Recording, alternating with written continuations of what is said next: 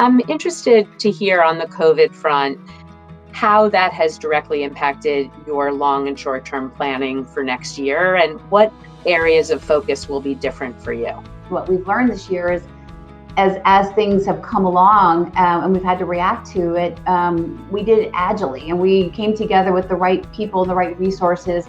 And now the question is, as you think about working into the future and being able to pivot in a world that's rapidly changing, how are you structured most effectively to enable that? So we're thinking a lot about structure and how you operate teams to really be able to pivot to the most important priorities along the way.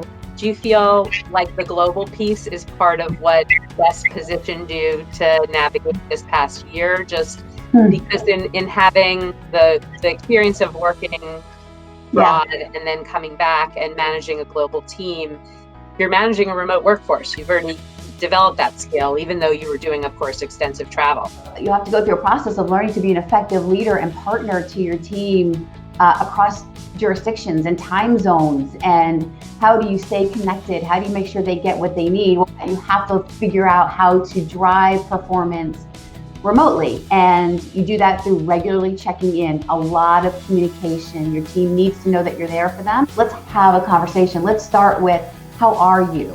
Of all the strategies and objectives that you work to incorporate in this upcoming year, what do you think is the most important for you in determining what success looks like at year's end? What does that look like, and what is that measure? It's about being nimble and learning enabled and interested to take on new things, and never ever being satisfied with how we have done things historically in any space, whether it be in compliance or legal. What's the better way to train, to write, to do? And so that's always been our focus. And we have great programs that are centered on that. So this year will be an acceleration of that.